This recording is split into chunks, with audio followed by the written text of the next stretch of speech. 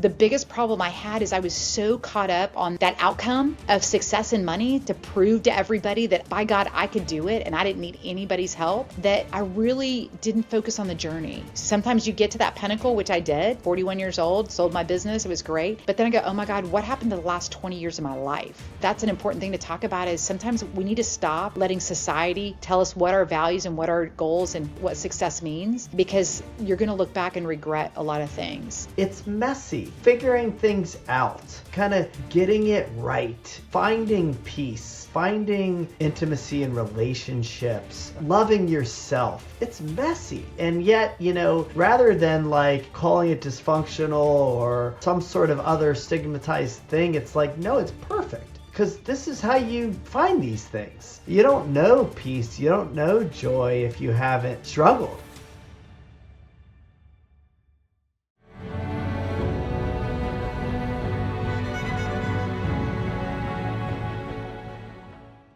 Chantell Preston, welcome to the Innerspace podcast. It is a joy to see your face, to share a Diet Coke with you. You're my Diet Coke friend, refrigerator cigarette. Cheers. Thanks for joining me on the podcast. Thanks, Brett, for having me. I can't wait to see where this conversation goes. I know. Well, for those that don't know you or us, how we met, we got to spend a really wonderful week together at the Modern Elder Academy and became fast friends. We not only shared Diet Coke, our love of Diet Coke, but we seemed to connect on a lot of levels. And that was like a real highlight for me of the year of not just that experience, but the people I met, and you were at the top of that list. It was amazing, Brett, because there was such a random 20 individuals put in together, and I never thought I would leave with the depth of the relationships that I built there in a week. And obviously, as you mentioned, you and I hit it off just because there was so many similarities to kind of our journeys of where we are today and how we got here. And so, again, birds of a feather. Yeah, and that's kind of the reason that I like to do this podcast, is to kind of normalize this experience, to sort of go deep, to have, what was at MEA a very accelerated, intimate experience. I think the more you do get to know people, the more you really do get a chance to go deep with them. You see how similar we all are. And so I'd love to share your journey with our audience. And let's start at the beginning. Tell me, I don't know, this is maybe a big chunk of the journey I don't know. So tell me about what life was like for you, your family, just sort of original origin story, where you're from, that very early part. Share what feels important. So, typical Midwestern family. I grew up in Oklahoma. Wasn't a lot of diversity. We were the typical, look like the perfect family from the outside and super dysfunctional inside the four walls of the home. I don't remember a lot of my childhood, just because I think sometimes we protect ourselves in ways. My parents had been together since they were in high school, and just, a little bit of a different upbringing than what probably most of us are used to now. But again, my dad was an architect, contractor, had a great life. My mom worked for my dad. There was a lot of control issues there, and my parents ended up getting divorced when I was 12. And that really was a pivotal moment for so many different reasons. But then my mom and I moved to Houston, and my mother got remarried. She decided she wanted a life that she had never had. Married someone substantially younger than she was. She was 41 and he was 26 at the time, and I was 13. And so life became very different. As with many of us parents that got divorced early on, sometimes it's not the most amenable thing amongst everyone. And it was really a pivotal time in regards to letting your circumstances control you and control your narrative of how you were going to grow up, or decide, hey, I'm going to take these experiences and figure out how to make the best of it and get what I want in life. And that was kind of the path that I chose. Let me kind of go in there a little bit with you. My parents got divorced when I was 10 years old too, so I understand. And we also moved away just to another part of Ohio. My mom got remarried. I mean, I can maybe every circumstance is different, but at least at that level, maybe some similarities. Talk about it. I would love to hear more about that. I'd love to kind of hear really from the perspective of what you do recall of not how you look at it now, not how maybe you chose to be with it, but like what was really going on for you at that time, as a kid. What do you recall kind of feeling, experiencing, during that time? It was really a lot of confusion. I mean, I think at 12, we're all trying to figure out who we are anyways, right? I mean, here I grew up in this world where I thought our family was normal because that's all I knew, right? My mom was controlled by my dad. My brother and we were very different. I grew up as a tomboy. I played baseball with the boys. I wanted to be part of the team. But we also saw what went on inside the home. And it was, from the outside looking in, the perfect family. We did well, middle class. We were great, but there was just a lot of issues inside the home. And I think a lot of it stemmed from growing up with somebody and kind of instead of growing together, they grew apart. And, back in those days, you didn't really divorce. It was kind of like you stay in it for the kids. But I remember at that age, I wished my mom would have left earlier because it really instilled in me just this dysfunctional relationship that was normal. And, looking back now, I know we don't want to go to now, but, it's really caused me some issues in my own life in regards to my own relationships and abusive relationships, maybe not physically, but mentally. And so at that time, I was very happy that my mom made that decision. Now, the divorce was very challenging, and that's not what all parties wanted. And if you watch my TED Talk, you'll see, it was a very emotional time for me because my dad tried to blame me for what was happening. I remember the night my mom was leaving, my dad came in and said, "Hey, go make your mom stay. If she leaves, it's your fault." And as a 12-year-old, I believed it. I thought it was my fault. I thought, were we causing the issues that they had? I was probably the more voiceful one between me and my brother. My brother just kind of stayed in his room, didn't say much, whereas I saw what was going on. I didn't like what was happening. I tried to fight back at times with how, the dynamics between my parents. It was really a heartbreaking time for me. My mother did leave. There was a lot of abandonment issues that I had because she did end up leaving. And she didn't leave because of me. At the time, I didn't know that. I thought that that's why she was leaving. It also changed our world. We went, my dad did very well. My mom had nothing. And so she left with everything she could fit in her Porsche, which was not a lot. We laugh about that now. It wasn't a lot, but she didn't have the money to take us with her. And so when she left, it was that abandonment of, oh my gosh, is she ever going to come back? And she did. I mean, she, came back in about a week when she got kind of settled, but it left a lot of scars of, abandonment issues and things like that. And just the confusion of why is this happening? I mean, it and it's the right thing, but it's still hard. And then, we lived in a smaller town. And so there was a lot of talk amongst the town of what was happening. And it just got to the point where we just couldn't stay there any longer. And just for my mom's own well-being. And so we moved, and it was a great thing looking back, but at the time it was hard. Yeah, I bet, I feel that. And I'm wondering, when you share that and you think back to being that age and that time, how did you handle it? I hear confusion and abandonment. How did that end up playing out for you at that time? Did you, how did you process it you used to mention sports, tomboy. What outlets did you have? Was it how did it come out? I think a lot of it's compartmentalizing. I think my therapist Or has it said didn't come out? yeah, it didn't come out. I think my therapist has said a few times, I'm a great compartmentalizer. I think dealing with sports was like my community, my home. I played softball, basketball. That was where I really enjoyed being. But, there was some, alcohol issues in my high school days, trying to avoid dealing with the situation. And the emotions that I was having. I mean, again, my mother was 41. She married a 26-year-old. She found this newfound life that she loved and had never gotten to live before. So it was almost like the reverse. I became the parent, she was the child.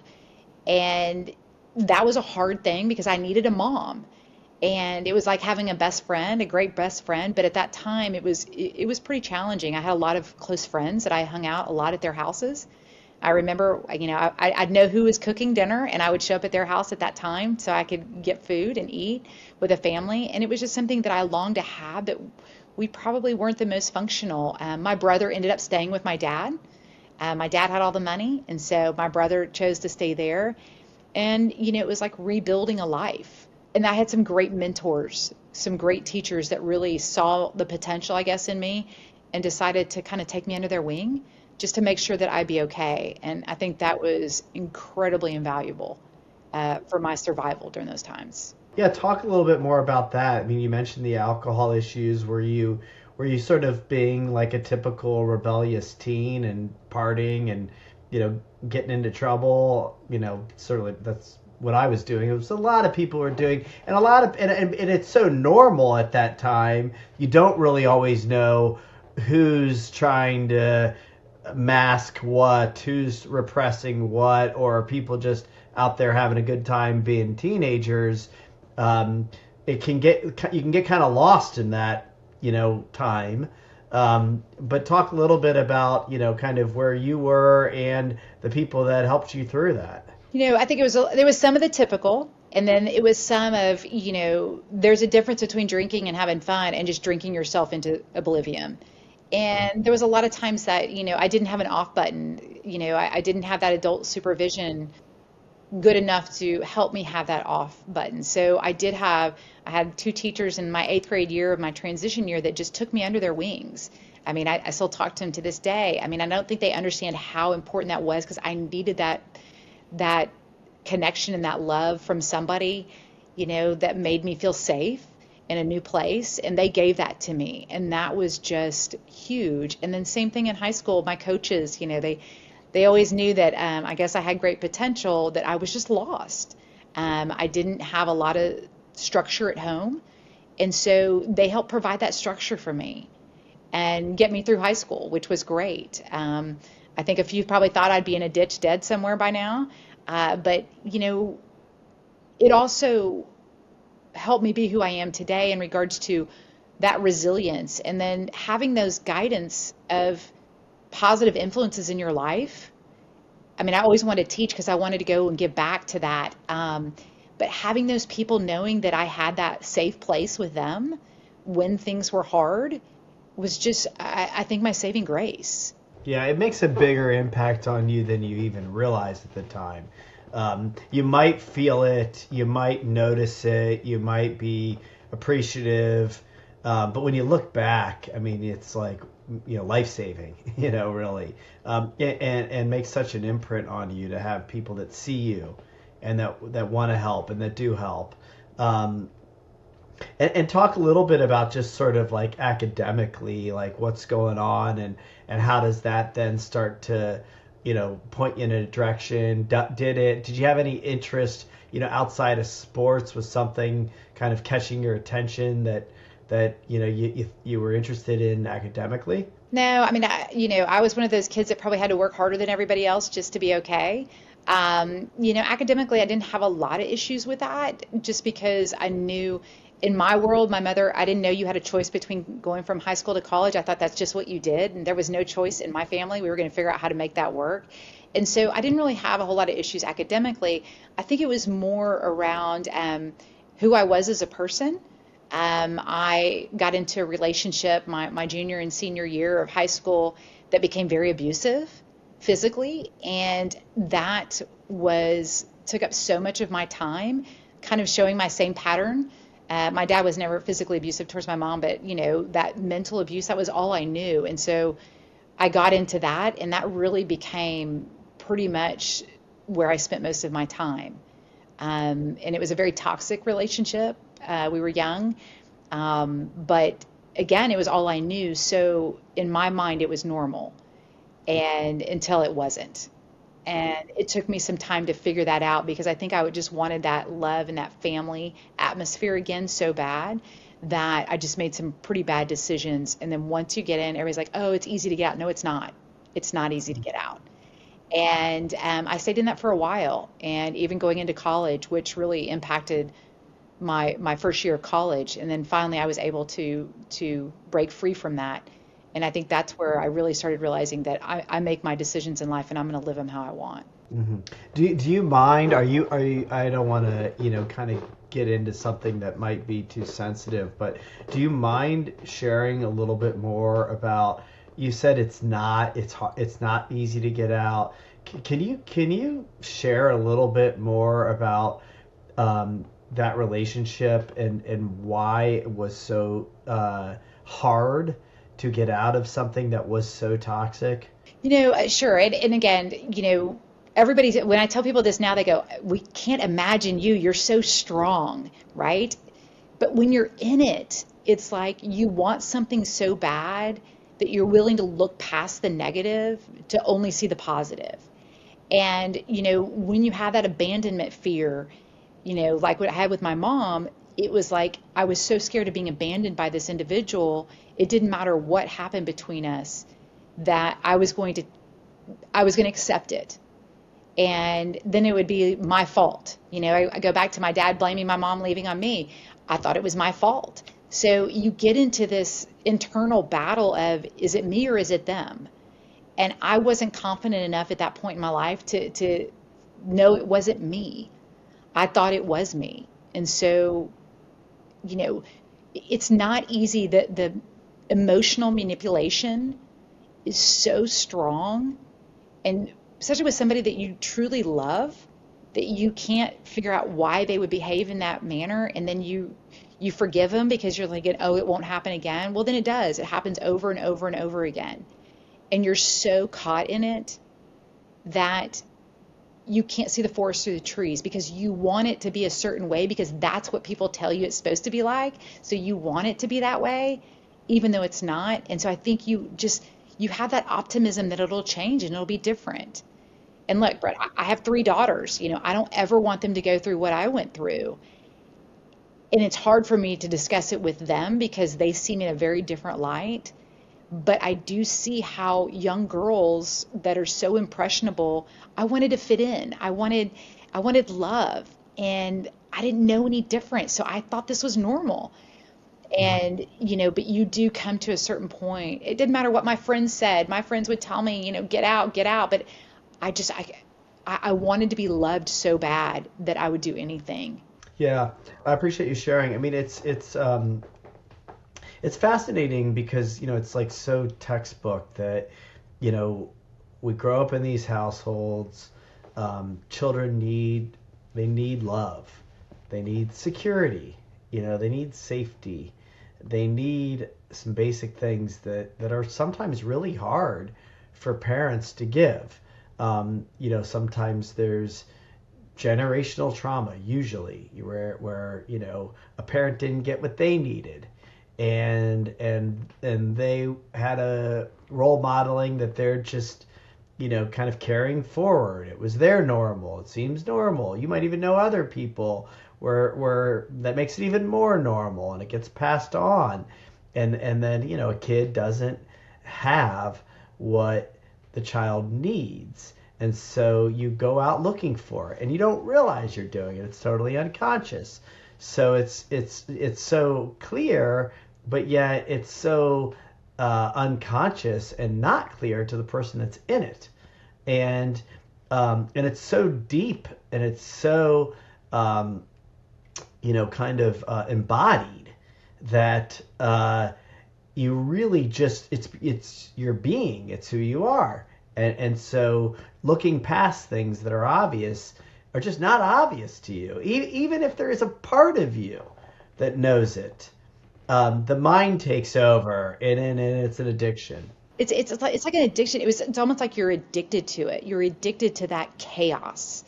I always did better when there was chaos all around me because that's how I grew up.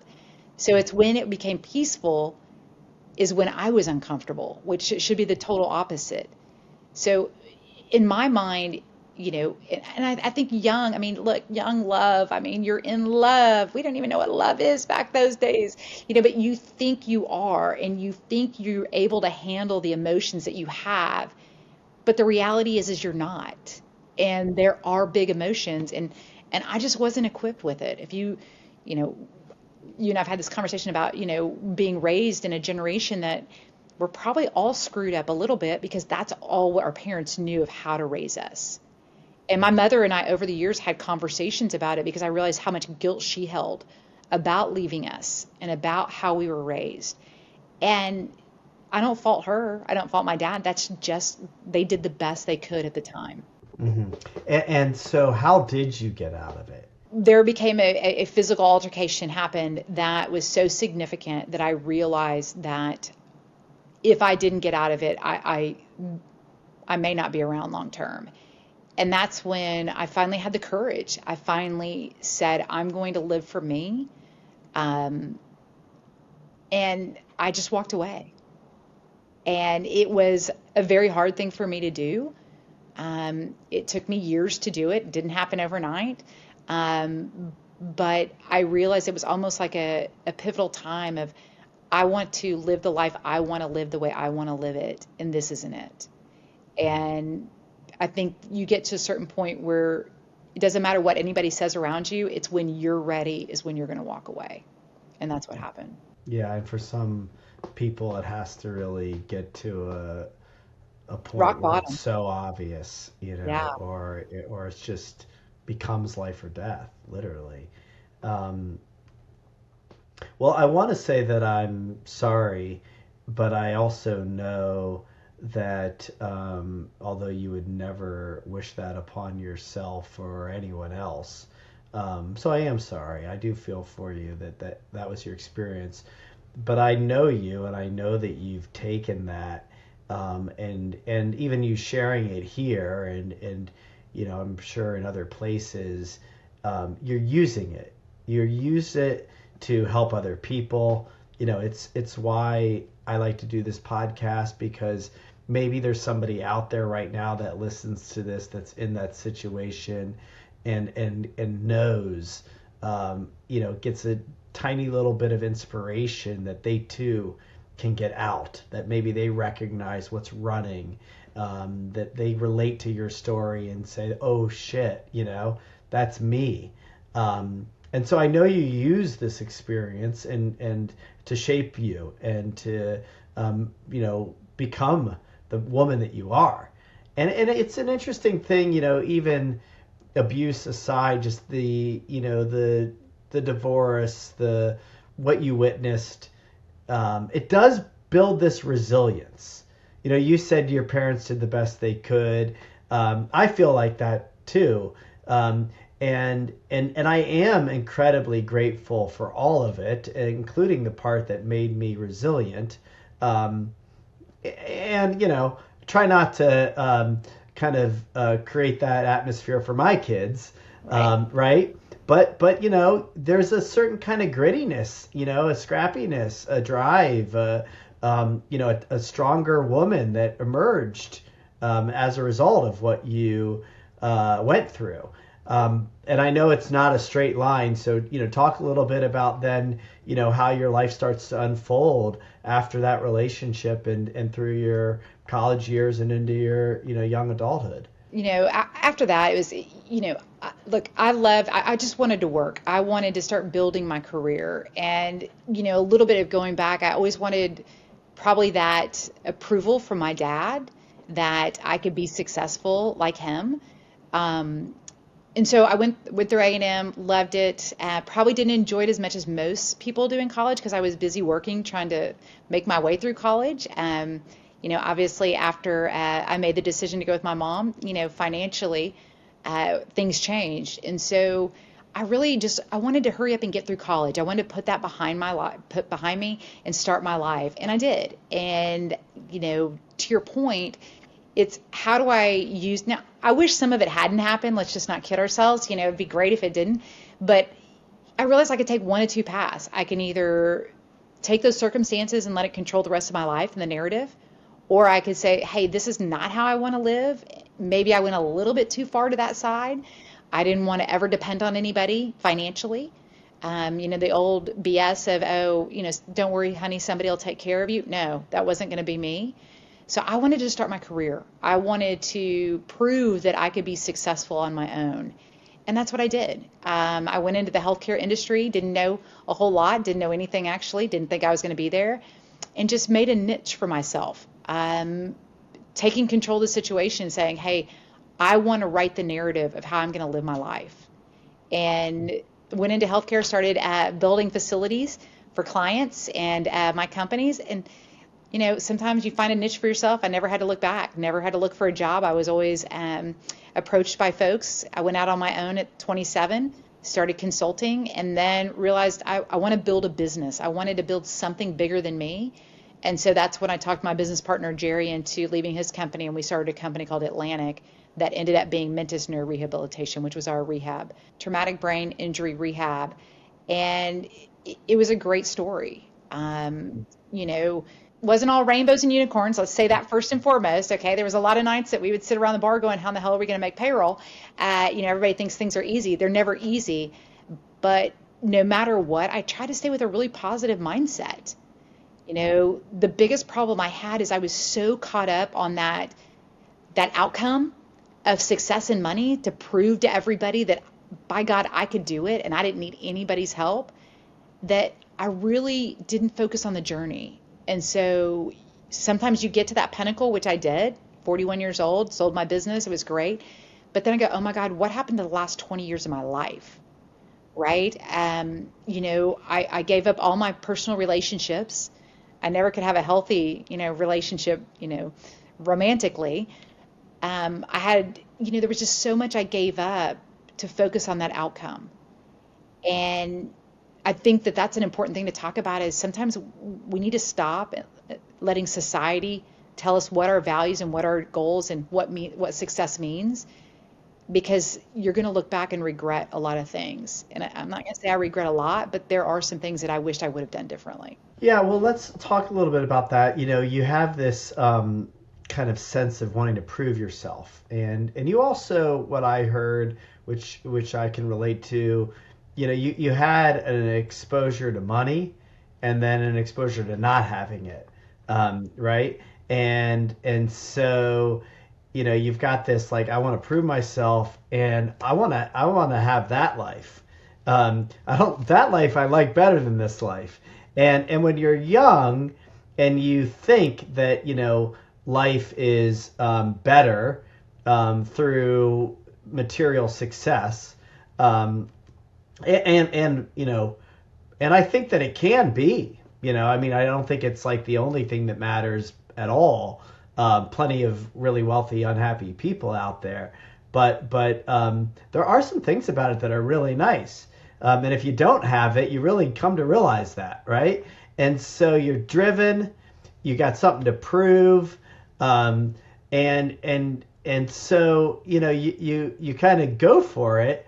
But even then, I'm kind of curious to hear you talk a little bit about this part of you that says, I'm going to be an entrepreneur, because I do think there's some data. Really, it's social science even about the mind of an entrepreneur, and your story, my story, this drive, this desire to prove themselves. It's not uncommon for it to tie back to some sort of traumatic, challenging family dynamics. So talk a little bit about you as an entrepreneur, and and about that journey that is so hard. It's kind of funny. You talk about, did you think you were going to be an entrepreneur when you were growing up? No, I wanted to be a teacher. I wanted to give back I wanted to have purpose. You know, what switched in me is, again, that external validation. I remember telling my dad when I was in college, I was all excited, hey, I figured out what I want to be when I grow up. I'm be a teacher. And I remember what he said to me like it was yesterday: if you're not business, you're not shit in this world.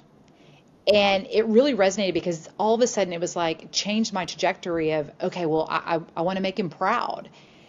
And, my entrepreneurial journey, there was a lot of bumps in the road. I think people think entrepreneurs are all skills. We've got all the skills. We know everything. No, I think it's about, we can problem solve and we can pivot.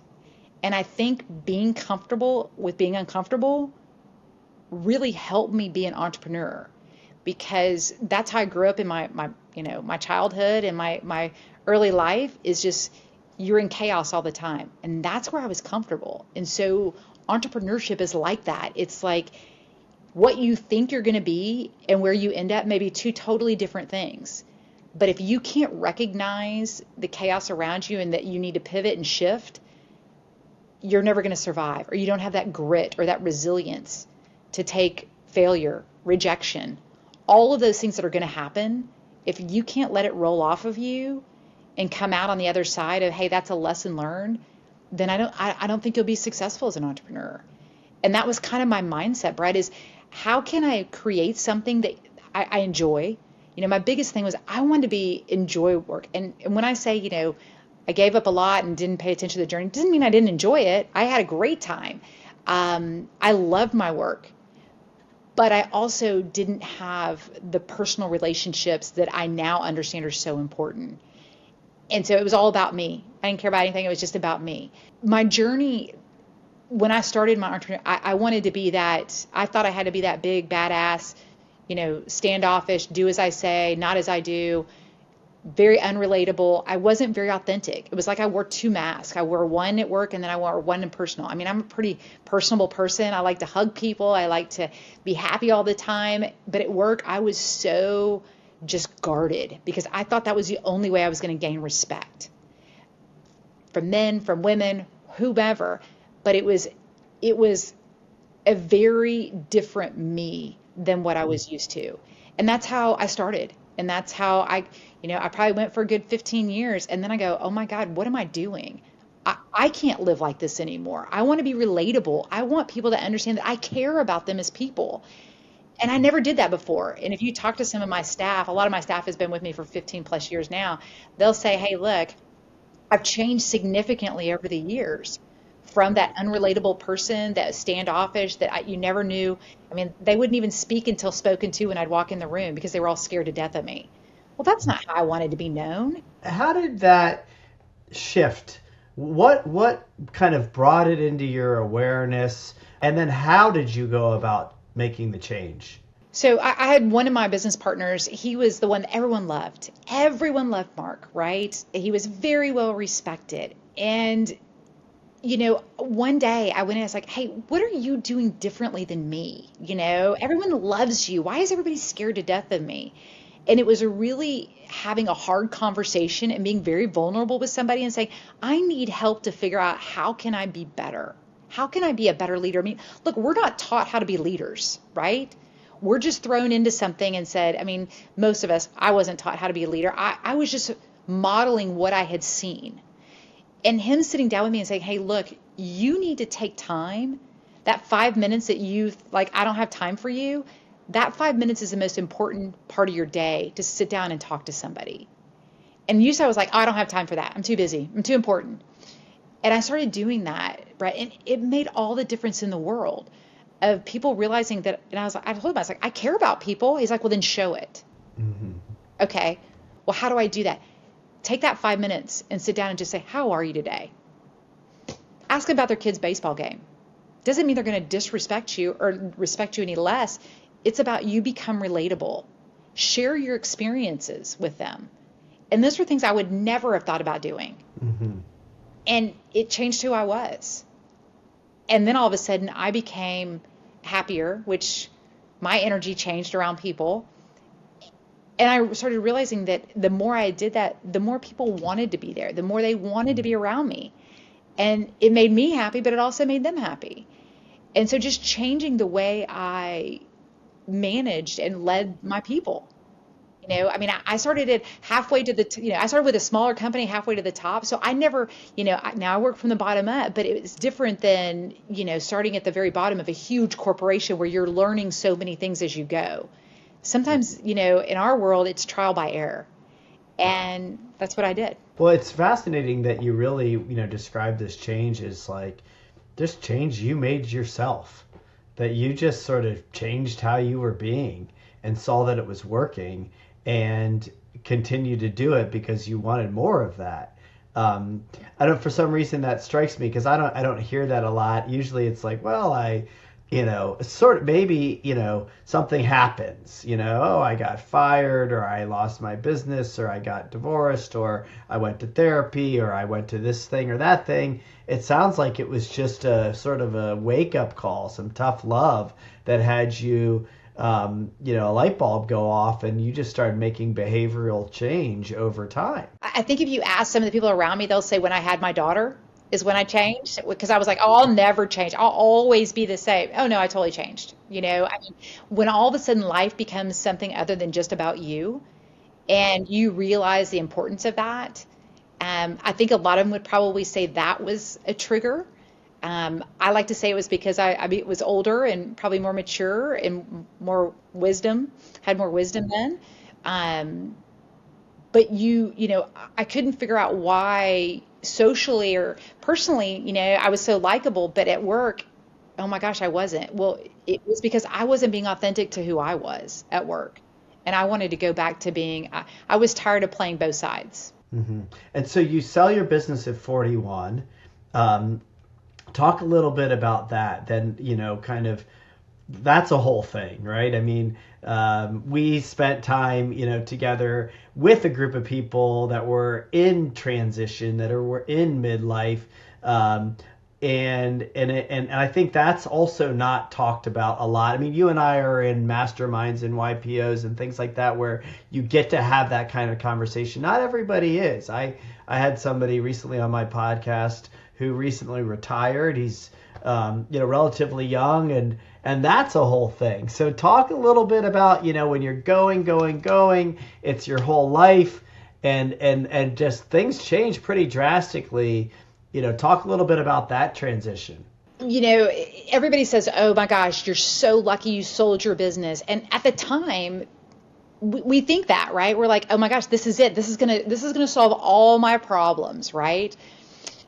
And that's what I thought. However, when we sold, I also realized how much I had not been paying attention to my family. And right when I was selling, my family blew up.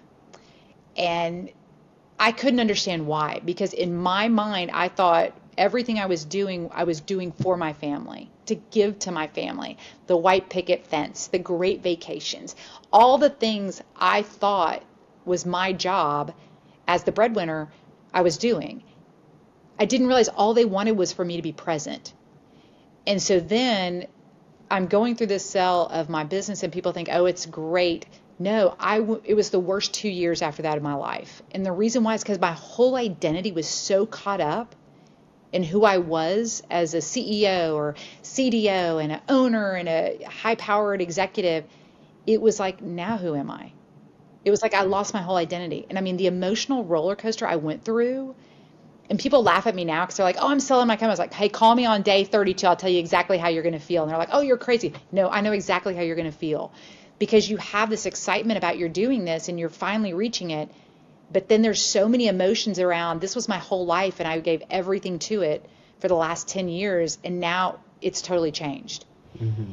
And it's an emotional, and I'm just being very vulnerable on this. It's an emotional roller coaster that I was not expecting.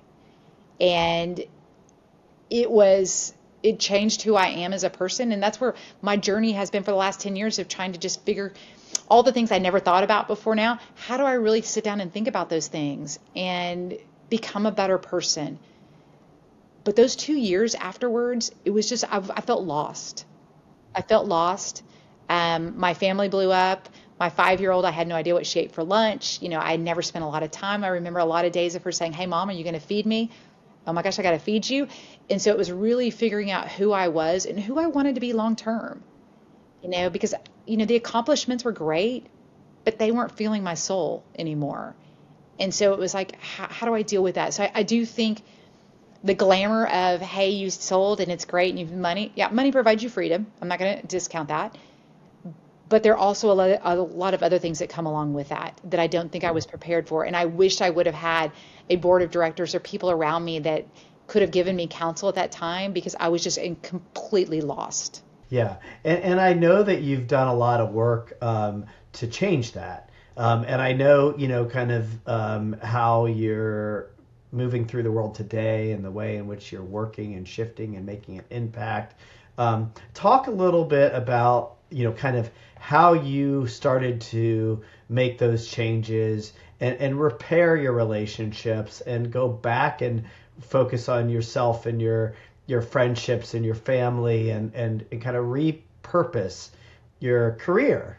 No, and with the family and friends, there was a lot of groveling that went on, a lot of, just self-reflection of, hey, acknowledging that I wasn't the best friend and I wasn't the best child. I didn't see my mom a lot. And so it was really going back and talk is cheap. And that was really putting forth and making the efforts for those relationships to build them back up. And it took me a long time to do it. It didn't happen overnight because, everybody's like, yeah, we've heard this before. It took me a lot of time and effort and just intentionality on how to build those relationships. But when we were selling too, one of the other things I realized is, where are all the women? I thought that all the women were treated the same way I was because my business partners treated me as an equal. But getting in those rooms when you're selling like that, it's all men, it's all, they thought I was a secretary. And it was like, wait a minute, here I have this daughter. I don't want my daughter to be treated like this. So the last 10 years have been around, how can I help elevate and empower other women? And make sure they have a seat at the table. Make sure that we're opening the doors, but yet guiding people through those doors at the same time. And so now I look at things from a lens of, how does it bring me passion? How does it provide me purpose? My intentionality, inspiring, those are the things I want to be known for, not my accomplishments. And I think that really became apparent when my mom unexpectedly passed away a few years ago, when I was about to do her obituary. And first of all, we were all in shock anyways, because there was no warning. But you go back and you read people's obituaries and it's all about their accomplishments, not about who they are as people. And I think that was a huge moment for me to realize, how do I want to be viewed at the end of the day? Is it through the things I achieved, or was it how I made people feel? And that was a huge pivotal moment for me. I don't want to be known just as the one that sold their business or this or that. I want to be known as the one that's like, oh my gosh, her energy she brought changed my life. Mm-hmm. And so that was kind of how the last 10 years, and that's doing a lot of self-reflection and a lot of work on myself to get past who I thought I needed to be to who I am and what I want to be. Yeah, it's funny because I really only know you this way, right? And so when I think about you, I think about the energy that you bring, and the closeness of a relationship that can be formed in a short amount of time because of your vulnerability, because of how you've shared. Part of what I really was gravitated to, and still what I gravitated to, and what I still enjoy about you is how you share yourself, all of it, right? Where you would still say to me where you're stuck or struggle or what's hard for you, right? Some of the things that maybe you're still working on. And though you're showing up, with a big smile and with a laugh and with a joke and with a real fully expressed version of yourself. I didn't know you before. So clearly, you've done a lot of work, because that is how you show up today fully, I think. Well, I think we have to normalize these conversations. And I would never used to talk about some of this. I mean, I'll tell you, my relationship in high school, I probably never have spoken about publicly until today. Thank you, Brett. But I want people to hear it because I think we live in a world right now where everyone thinks, with social media, everything is easy and it's perfect. We're all messed up, right? To a certain degree. And if we don't start normalizing these conversations, and I want to be vulnerable because I know that maybe to your point earlier, it'll help somebody. Because we all thought we were the only one that was the outcast, the only one that was being bullied, again, let's talk about these things because you may learn something. And I learned so much from you as well. It's like, it makes me feel better about my own dysfunction, I guess you could say, that I'm not alone, that we're all struggling. Yeah. And I think that's so important. And I hope the next generation realizes the importance of having those conversations versus, oh, no, I'm fine, I'm great, when they're not. And the way I've really started to understand this, and it's like, it's hard thing for me to understand. It's a hard thing for me to fully embrace and fully embody and fully step into and fully accept for myself, which is that, I think I like the language like a perfect mess, right? And that like it's messy, like, figuring things out, kind of getting it right, finding peace, finding joy, finding intimacy in relationships, loving yourself. It's messy. It's messy. And yet, rather than like, calling it dysfunctional or some sort of other stigmatized thing, it's like, no, it's perfect. It's perfect, right? Because this is how you find these things. You don't know peace, you don't know joy if you haven't struggled, if you haven't, had the other side of it. And so it all sort of fits together perfectly. And that's the thing that I think, we really do need to normalize is that, the fuck ups, the failures, like it's perfect. It's all perfect. It sucks. It can be painful. It can hurt. But like, let's not also shame people for it too. Well, that's where, I failed at a lot of stuff. But for some reason, at some point, people failing, it's like, I'm a failure. Well, I'm not a failure because I failed. At least I was, smart enough to try. I think if you're not failing, you're not trying hard enough. And I think it's the mindset. And I go back to it's the mindset. And I think I took that for granted for so long that I control how my life works.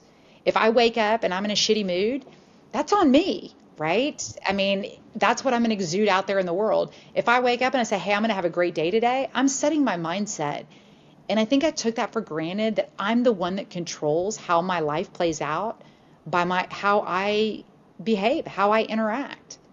And I don't think a lot of people take that into consideration. I woke up breathing today. It's a great day because the alternative sucks, right? So something's got to come good out of it. Doesn't mean you're always going to have great days and every day is going to be the best. But again, it's how you deal with those things. And I decided probably 10 years ago that I wasn't going to play the game of, hey, oh, poor me. No, it's going to be, I want to be happy. I have bad days. I hurt. I have feelings.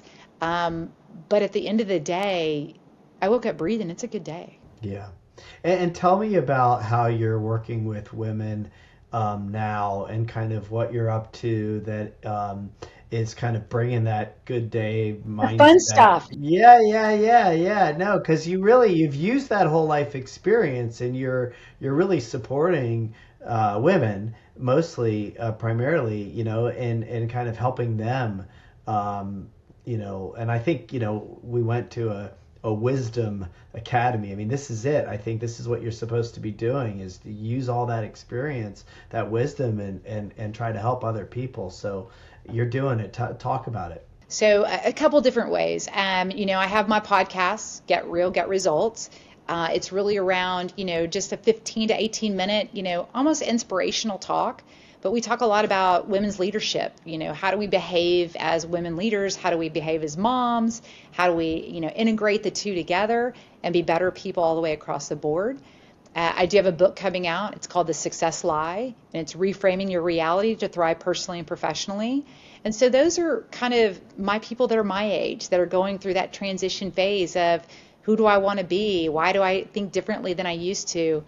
But Brett, my real passion is, kids too. I own a dance studio in Houston, and the best part of my day is getting to go talk to those kids. How do we change their mindset and their internal critic, to build life skills that they can use to not only in sports, but to be the next Fortune 500 CEOs? How do we build those life skills for the next generation? And I'm very passionate about women building their own wealth. I mean, going back to our conversation earlier about, taking care of yourself. And I invest in a lot of women companies, but my most recent that I'm so excited about that is my partner Jess Wolf and I, business partner, we just purchased the League One volleyball team, expansion team in San Francisco.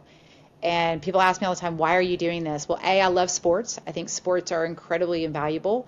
I love that these kids have a role model and they have somewhere to go, and they see that if I play sports, then, there's something beyond college. But also, if I'm going to be out screaming, elevate, and empower women, this was a great way to show people that I'm putting my money where my mouth is. And I'm doing it in a very public way, which I used to not live in that public line. But it's absolutely been an amazing journey. I hope to be the mascot. They said I'm not cool enough, but I'm really working on that. But if I could be the hype person, I'd be the happiest person alive. And I think I'm almost there, talking my business partner into that. But it's just about bringing the community together and giving people the ability to be part of something and that connection. So that's where I'm at. That's awesome. I love it. I think that this is all continuing to point in just a beautiful direction. And I love, we talked a little bit about sports and sort of the investment, the business of sports. And, I'm passionate about that too. And I think it's a huge opportunity. But I think for sure you have to be the hype person. And I'm saying thank you, Brett. I'm going to put you on that. Thank you. You're definitely need to be the hype person. And all kidding aside, I mean, I think that you are the right kind of role model as an owner that can speak to the team, to the organization about what it looks like to do it right and have fun doing it, right? I mean, part of this has got to be fun. Yes. People are going to want to come and watch and have a good time and playing a game that they love. And it's so cool when all of that gets to come together, and so I love this for you because it's like it's sports as a kid, it's business, it's fun, it's impact, it's passion, it's family, and it's just one of many things you're doing. But I think it's right on, and those kinds of things. I mean, we talked a little bit about this too. When you start to really align, right? When you're like, fully expressed, aligning with who you really are, doing what you love with people you love, these kind of opportunities start to really show up. And you can expand those kinds of things endlessly, really, once you've kind of positioned yourself that way. Well, and I'll tell people all the time, talk to everyone. I mean, I talk to everyone because you never know what opportunities or what relationships you're going to build. And, people are like, oh, I don't want to talk to that person. Talk to everybody. I have, yourself included, made such amazing friendships of just talking to people because you don't know their story. You don't know how they could impact your life. And some of this with the sports all was because of just chatting with somebody and saying, hey, I'm passionate about this. So are you? Oh, we have the same values. This is great. Let's go do this. And so, again, don't discount that because I think, AI and everything that's happening, we've lost a little bit of that human connection. Don't forget that human connection because that's really what could bring you a lot of joy in your life. Yeah. Amen.